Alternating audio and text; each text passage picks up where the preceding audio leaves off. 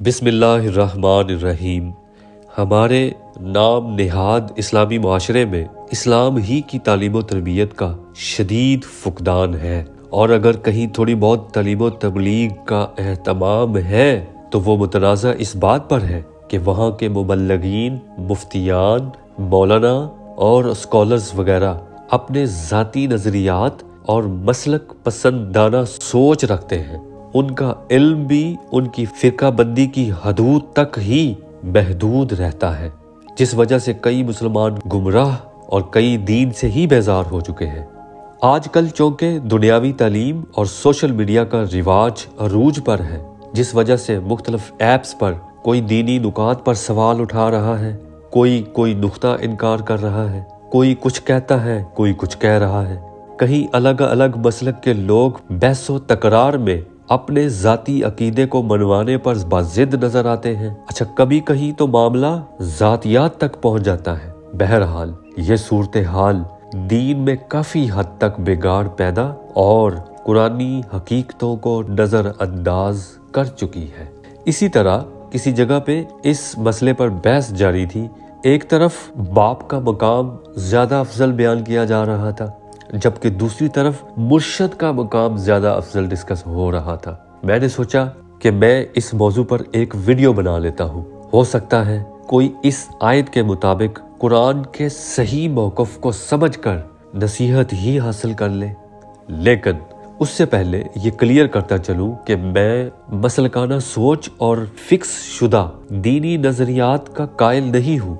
मैं इल्म की लामतनाही हदों को तस्लीम करता हूँ और वो सब मानता हूँ जो हमारे मालिक व मुख्तार खालिक कायनात ने कुरान में नाजिल कर रखा है, और उस इल्म बातिन पर भी यकीन रखता हूँ जिसके अशारे कुरान में मौजूद हैं, जिसके लिए हुजूर पाक सल्लल्लाहु अलैहि वसल्लम की तालीमी बारगाह मौजूद है। इसलिए मेरी वीडियोस के मौज़ूआत मेरी तहकीक और इल्मी मुशाहदात का नतीजा होते हैं, जिन्हें मैं कुरान व हदीस के सबूतों और अकली दलाइल के साथ पेश करता हूँ। लेकिन फिर भी कहूँगा कि आप खुद भी तहकीक से इल्मी वसअतों की तरफ सफ़र करें। याद रहे, कुरान ने फ़िरका बदियों को मना किया है, लिहाजा खुद को किसी भी फ़िरके या महदूद नज़रियात का पाबंद मत रखें, ख़ासकर जो सुनी सुनाई बेदलील तकरीरों और बग़ैर तहकीक बयानात पर कायम हो। कहीं ऐसा ना हो आप कुरान की बहुत सी सच्ची हकीकतों से मुंह मोड़े रहें। अब मौजू की तरफ आते हैं। अभी वजाहत जारी है, इस चैनल को सब्सक्राइब कर लें और वो जानते रहिए जो जानना आपके लिए बहुत ज़रूरी है। जब तक इस कायनात और इंसान के दो ज़ाहिर व बातिन निज़ामों की दो मुख्तलिफ हकीकतें नहीं समझी जाएंगी, इख्तलाफात कायम रहेंगे।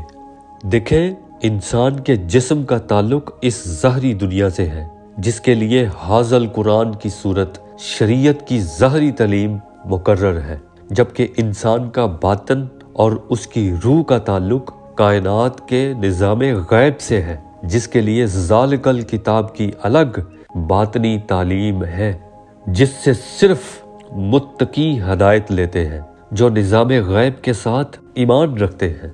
अब इतनी सी बात भी सिर्फ वही लोग हज़म कर सकेंगे या समझ सकेंगे जो हाज़ल कुरान और ज़ालिकल किताब के मानी और फ़र्क समझ गए। खैर, इस आयत में अल्लाह पाक का हुक्म दर्ज है कि तुम उसके सिवा किसी और की इबादत ना करना और अपने माँ बाप के साथ एहसान करना, उन्हें उफ तक न कहना, बल्कि उनसे एहतराम से बात करना। अब इस आयत का ताल्लुक ज़ाहरी शरीयत से है, और आप पहले सुन चुके हैं कि ज़ाहरी शरीयत इंसान के ज़ाहरी जिस्म और ज़ाहरी निज़ाम हयात के लिए मुख्तस है, चूँकि इंसान की रूह को इस ज़ाहरी दुनिया में आने के लिए जिस्म का लिबास ओढ़ना कुदरत की हिकमत है, जिसके लिए माँ बाप का वसीला शर्त है। और जिस तरह बच्चे की पैदाइश से लेकर जवानी तक माँ बाप का तावन और एहसानात रहते हैं, उसके बदले हर इंसान को اللہ پاک نے یہ حکم دیا ہے کہ وہ بھی اسی طرح اپنے ماں باپ کے ساتھ احسان کرے، ان کے ساتھ تعاون کرے۔ اچھا، ہمارے جسم کا تعلق ہمارے ماں باپ سے ضرور ہے، لیکن ہماری روح اور ایمان کا تعلق رب تعالیٰ کی ذات سے ہے۔ اس جسم کے مر جانے کے بعد جس روح نے واپس اسی رب کریم کے روبرو بھی ہونا ہے، اور جس ایمان کے ساتھ ہم نے اکیلے ہی اپنی ہی قبر میں قیامت تک باقی رہنا ہے۔ اس آیت میں اس بڑی حقیقت کو خوب واضح کر دیا گیا ہے کہ روز محشر سے ڈرو، جس دن باپ اپنے بیٹے کو کوئی نفع نہیں دے گا، نہ بیٹا اپنے باپ کو، کیونکہ باپ بیٹے یا بیٹی کے آپس کے تعاون، احسانات اور فائدے بس اس ظاہری دنیا تک ہی محدود ہیں۔ آخرت میں انسان کی صرف بیدار روح اور اس کا کامل ایمان ہی نفع دے گا۔ اس لیے ہر بیٹے اور بیٹی کو اس آیت میں بھی حکم دے دیا گیا کہ اگر والدین ایمان میں رکاوٹ بنے یا خود کو رب تعالیٰ کا شریک بنوائے تو ان کا کہا نہیں ماننا، کیونکہ تم سب کو لوٹنا میری ہی طرف ہے۔ ہاں، ایک اور بات، انصاف کرنا اور سچی گواہی دینا ایمان کا تقاضا ہے، اور اس آیت کے مطابق چاہے وہ گواہی خود تمہارے خلاف ہو، چاہے آپ کے ماں باپ کے یا دیگر رشتہ داروں کے۔ اب بات کو عقلی دلیل سے سمجھے کہ جب اللہ پاک والدین پر احسان کرنے کا حکم دے رہا ہے تو آپ جھوٹی گواہی دے کر ان پر احسان کر سکتے ہیں، لیکن نہیں، کیونکہ آپ کے باطنی ایمان کا مقام آپ سے اور آپ کے ماں باپ سے بھی زیادہ اہم ہے۔ اگر آپ یہاں تک اتنی سی حقیقت سمجھ گئے ہیں تو ایک سچائی اور لے لیں، وہ یہ کہ حقیقی ایمان کا تعلق آپ کے دل کے باطن میں موجود لطیفہ قلب سے ہے، کیونکہ اس آیت کے مطابق ہدایت قلب کو ملتی ہے، جسم کے کسی حصے کو نہیں۔ اگر آپ دل اور قلب میں فرق بھی نہیں جانتے تو اس آئی بٹن کو ٹچ کر کے ویڈیو سلیکٹ کر لیں، جسے بعد میں دیکھ کر دل اور قلب میں فرق سمجھ لیجئے گا۔ بہرحال لطیفہ قلب ایک جاندار پاک روح ہے جو رب تعالیٰ سے ملاتی ہے، مگر سر باطن خفتہ حالت میں ہوتی ہے۔ اسے بیدار کروانے کے لیے علم طریقت کی ضرورت پیش آتی ہے، جس کی رہنمائی اور باطنی تربیت ایک سچا کامل مرشد کرتا ہے۔ ہاں، یہ بات میں اپنے پاس سے نہیں کہہ رہا، بلکہ قرآن کی حقیقت بیان کر رہا ہوں۔ اس آیت کو پیش نظر رکھتے ہوئے سمجھے کہ سچے مرشد یا کسی سچے ولی اللہ کا مل جانا رب تعالیٰ کی طرف سے ایک خاص بھلائی اور ایک عظیم عطا ہے، اور جس بندے کی اللہ تعالیٰ بھلائی نہیں چاہتا اسے اپنا کوئی ولی یا مرشد نہیں ملاتا۔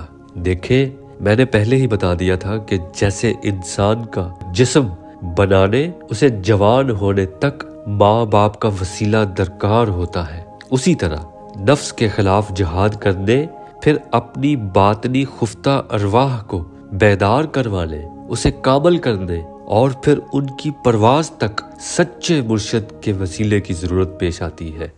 اب آپ قرآن کی اس آیت کو ٹھیک طرح سے سمجھ سکیں گے کہ جس میں فرمایا گیا کہ اس کی طرف یعنی قرب الہی کے لیے تلاش کرو وسیلہ اور اس کی راہ میں جدوجہد کرو تاکہ تم پر بھلا کیا جائے۔